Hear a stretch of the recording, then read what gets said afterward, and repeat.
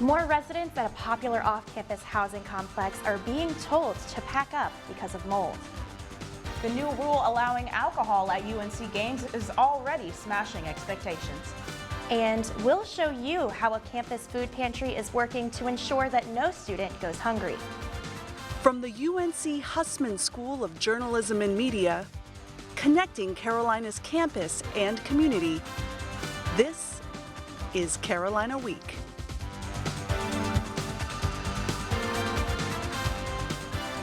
Mold in one of the largest off-campus housing complexes is turning out to be a bigger issue than people expected. Good afternoon, I'm Haley Boland. And I'm Shondell Moniz. The cleanup effort at Granville Towers is our top story. Management at the housing complex says it could take weeks to eliminate the mold, which is a big problem for the students who live there. Reporter Elizabeth Holmes joins us live from Granville Towers with the latest. Elizabeth?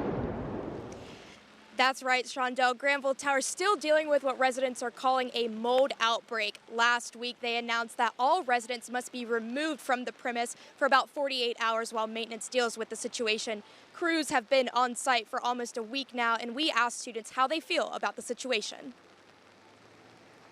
It has to get fixed at some point. It would have been great if they had done it when they were supposed to, but honestly, I don't feel like it's that big of a deal other than like being sick for a little while. The mold hasn't really affected me personally that much, but I know a lot of my friends have gotten sick, started coughing due to the Granville mold. I mean, I guess it's definitely not comforting just knowing that we're living in an environment where that's kind of happening, especially for people that are allergic to mold. Like, I feel really bad for them. Some residents have already been moved off the premise, but the relocation process will continue up until the end of the month. Granville Towers has also notified upperclassmen students that they may break their lease without a penalty. Reporting live at Granville Towers, Elizabeth Holmes, Carolina Week. UNC has released the results from its spring survey about sexual assault and misconduct. The data shows results that the university is calling very concerning. Reporter Peyton Tysinger has more. The students that I spoke with say that those results are alarming as well, but they also say that they're accurate. First, take a look at these statistics. More than 30% of students say they have witnessed some form of sexual misconduct or assault. About 52% say they do not believe the university would take them serious if they reported one. And more than 60% say they feel the university would not carry out a fair investigation. In an email sent out on Tuesday, the university says that the data reinforces a problem they already know exists, but that they are still disappointed. The email continued to say that they plan to take action to change the environment around sexual assault on this campus, even outlining some specific initiatives. But students still have concerns. Generally, my sentiment is that I will not find support from the university, and I think a lot of people, for that reason, lean on their friends. They don't have a strong belief that, like, if something were to happen to them, would the university have their back? I don't feel like the university would have my back, which is unsettling. Many students feel the same way as Jillian, who you just heard from. 41% of respondents say that university officials care very little or not at all for their well-being. You can find the full results of that survey at safe.unc.edu. In Chapel Hill, I'm Peyton Tysinger, Carolina Week. Interim Chancellor Kevin Guskiewicz has announced a new leadership position at UNC. George Battle III will serve as the Vice Chancellor for Institutional Integrity and Risk Management. Battle will handle risk management, public safety, and emergency management at Carolina.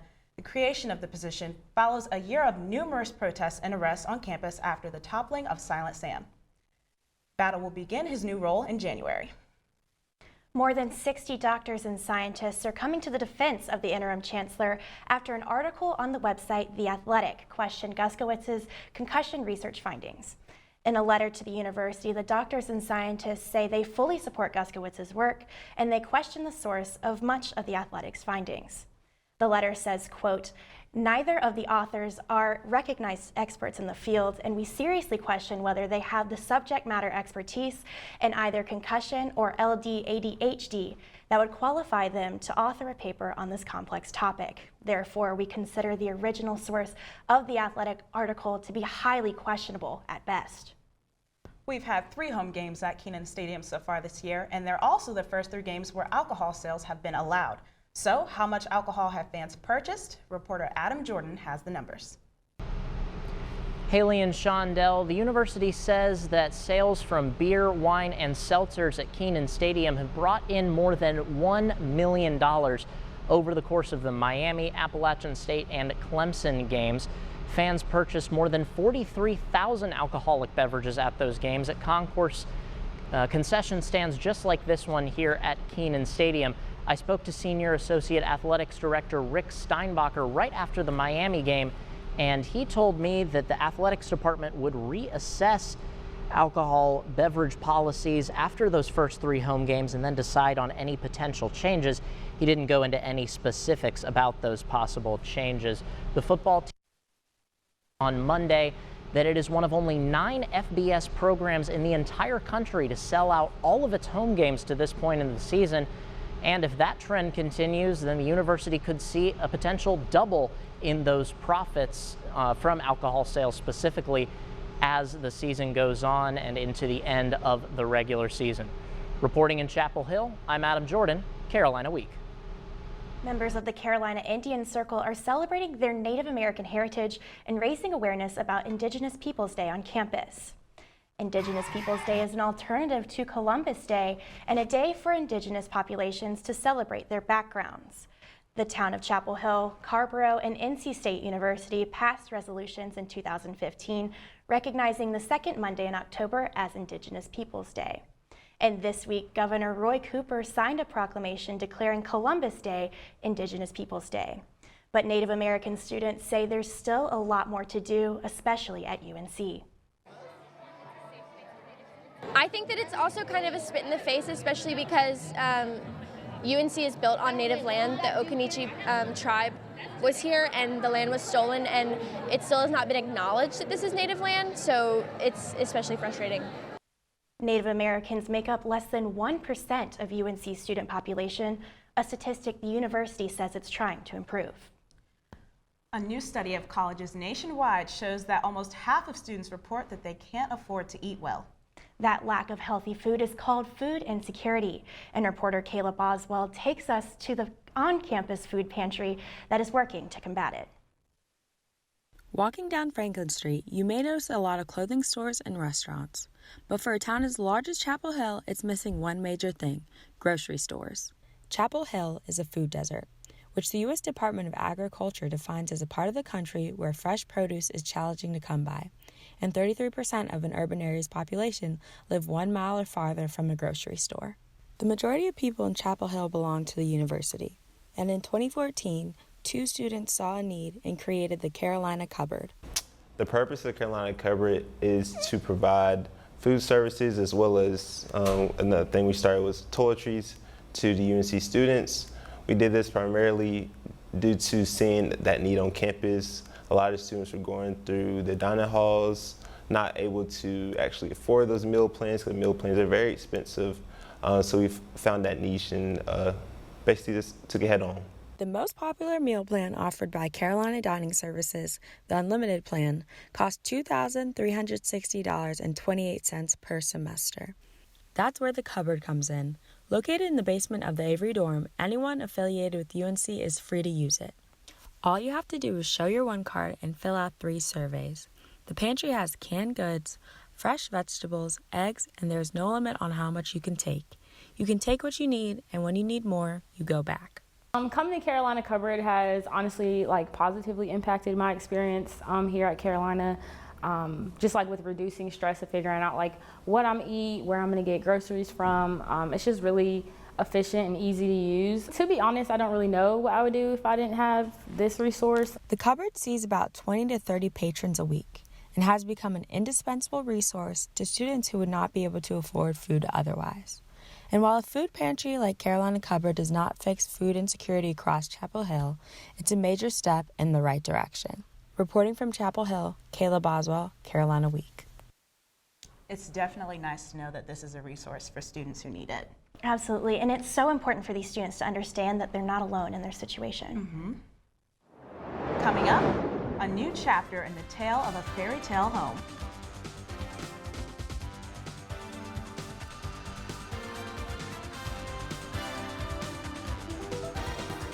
Todd's a great guy.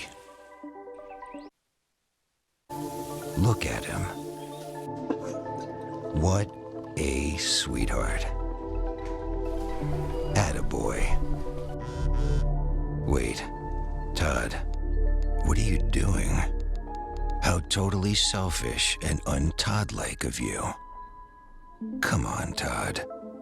Come on, man.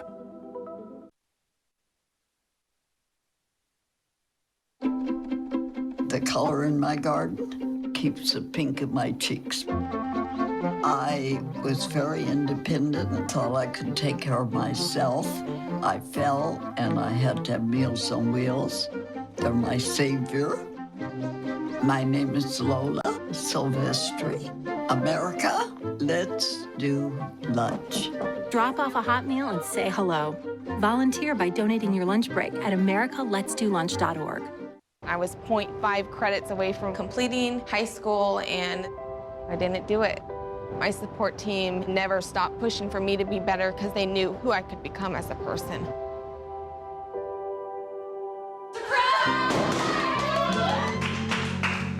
I've been given an opportunity, and I'm just thankful for it.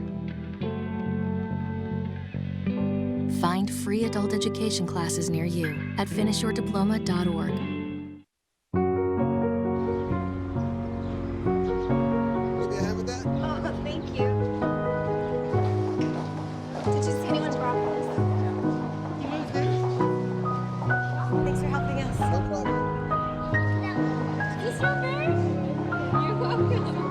We'd do anything for kids. Yet 1 in 6 children in the U.S. struggle with hunger. Help end childhood hunger near you. Learn how at feedingamerica.org.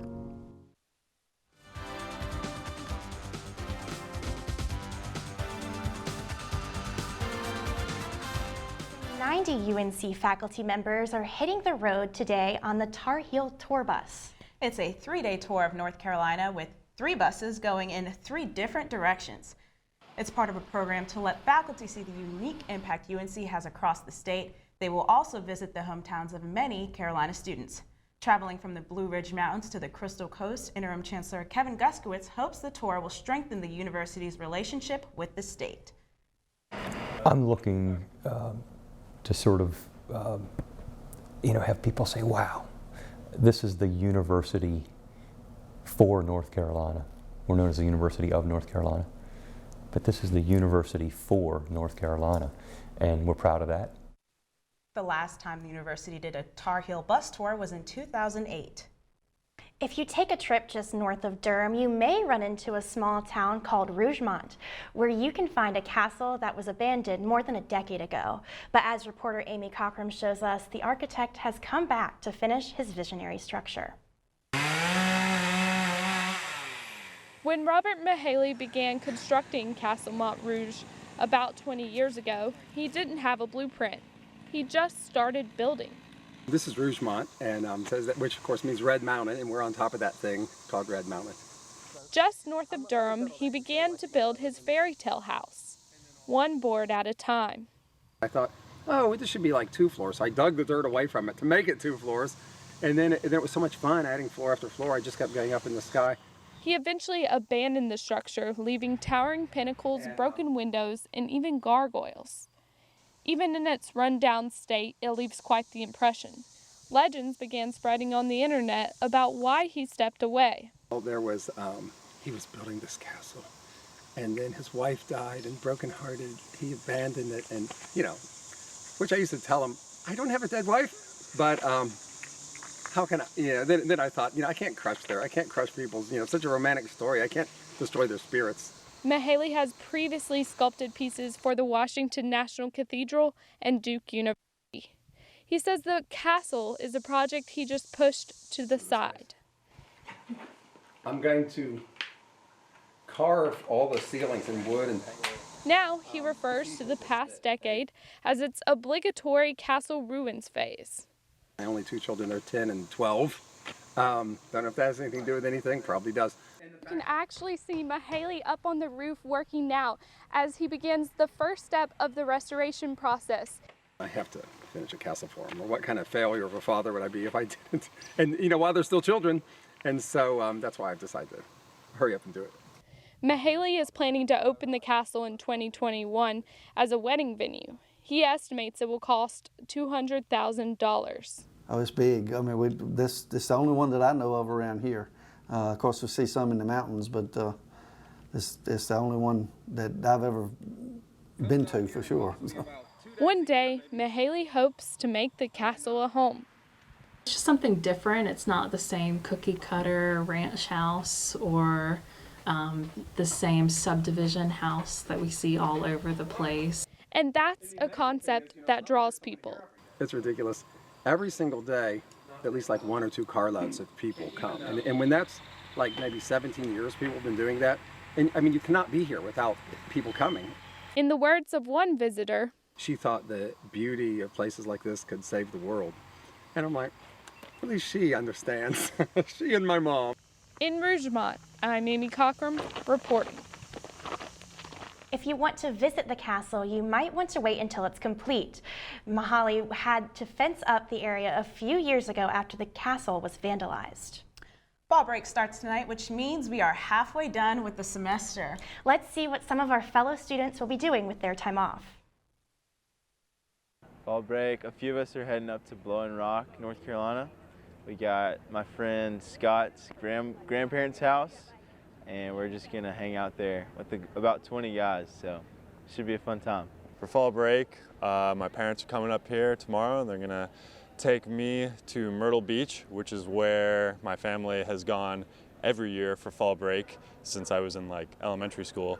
For fall break, I'm going to Virginia to shoot a film about education disparities and how they affect Black and brown students based off of like gifted programs and AIG programs and that kind of stuff. Well, Shondell, I know we're all excited to have a break, so what are you up to these next couple of days? Haley, I'm going to be doing a whole lot of nothing, and I'm really excited to have a completely clear to-do list. Absolutely. That's really important. How about you?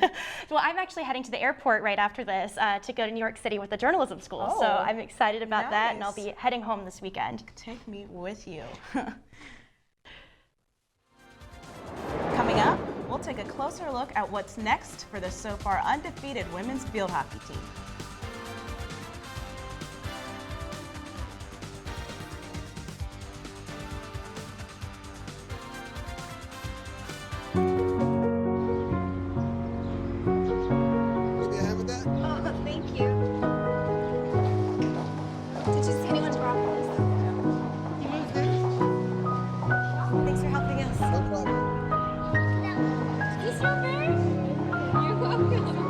We'd do anything for kids.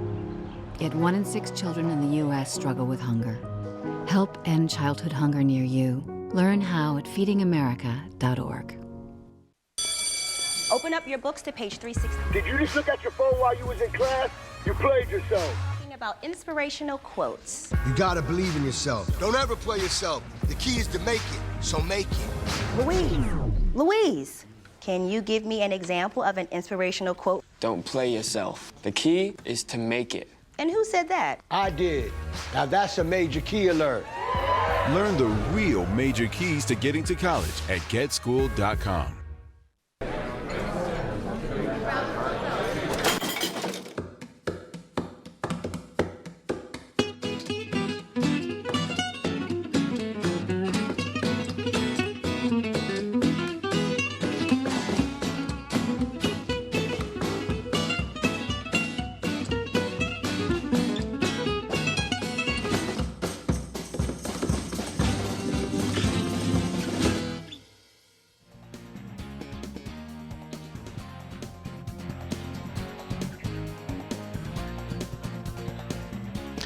What's up, guys? Welcome back to sports. I'm Devontae Anthony. Let's get straight to it and talk about the one undefeated team left on campus right now, the field hockey team. The Heels continue to succeed, keeping their win streak alive. Coming off a 4-1 win against Albany on Sunday, the field hockey team looks to keep the 35-game winning streak alive this Friday. The women in blue take on the Wake Forest Demon Deacons Friday at 6 p.m. in Winston-Salem. Last year, the Heels walked away with a 5-1 victory over the Demon Deacons, scoring 3 goals in the second half. The Demon Deacons have an overall record of 6-7. Carolina has seen its fair share of injuries this season, and unfortunately, another one just hit the Tar Heel defense. Joining the list is sophomore defensive back Trey Morrison, out for the rest of the season due to an injury to his upper body. In the season alone, Morrison has completed 18 solo tackles. During the Miami game, he prevented the first and goal to prevent a tie at the game. And again, in the Wake Forest game, he was crucial during the fourth quarter. At the 3rd and 6 for the rest of the season, Coach Bly will have to rely on the younger side of the team. Despite having some comebacks, some setbacks with injuries, the football team has exceeded many expectations so far. Now at the halfway point in the season, the Heels are at 500 with a 3-3 record. The voice of the Tar Heels, Jones Angell, graded some key positions on the radio show Sports Focus. He gave the quarterbacks an A+ because of Sam Howell's play. Angell gave the running backs an A-, saying the dynamic duo of Michael Carter and Javonte Williams is a hard one to stop. On defense, linebacker has turned into a solid position. Angell gave this group a B, with Chaz Surratt having a great year. And ending on a good note, Coach Mack Brown says he expects the return of Patrice Renee for the next season. You guys love to hear it. Back to you guys. What would it take for you to move from your house into a school bus? Well, thousands of people are making the switch and joining a movement called Scully Living. And Haley, I actually got to go and see this lifestyle firsthand, and I brought all of you guys with me. Take a look. The Manus family has been living the schooly lifestyle for about a year now. So I don't think I could have ever envisioned it. Even if it wasn't a dream, it's still a dream come true. So, yeah. Schooly is another term for school bus. This 29-year-old married couple decided to trade in their traditional home for one more mobile. So for me, I saw travel and I saw living on less, and I was like, more time? I was like, yeah, dude, I'm sold. Living on less is right. After initial costs and renovations, this family paid about $15,000 for their bus. Dun, da, da, da. Welcome to our bus. Come inside. As we step inside, you can see that what was once your ride to school has transformed into 200 square feet of living space. Watch out for the baby gate. Don't trip on that. In addition to not paying rent, they don't pay monthly utilities either. Instead, they rely on solar panels and places that they can park the bus for free. Compare that to the average cost of rent and utilities in Chapel Hill, and they will be saving $15,000 per year. All right, welcome to our kitchen area, one of my favorite areas. We've got like a pantry jar with all of our goodies in it, from sunflower seeds to raisins to walnuts to obviously local honey. The charm with this movement is the creative aspect. No two buses look the same. The Manus family has gained a sizable following online. Their YouTube channel serves as a video diary of their lives and has more than 45,000 subscribers. I know, that's what I was saying. They support themselves as small business owners. Justin is a beekeeper and Juby owns a mobile boutique.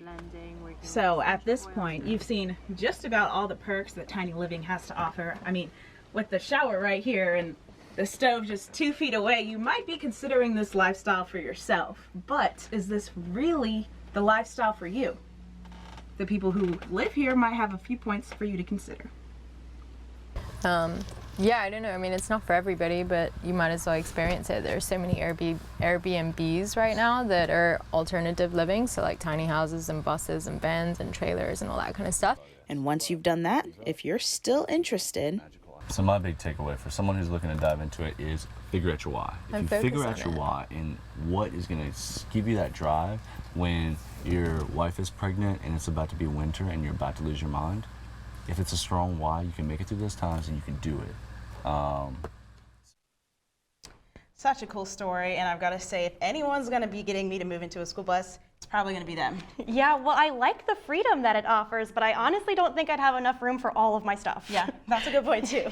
Well, that's going to do it for this edition of Carolina Week. Thank you for watching.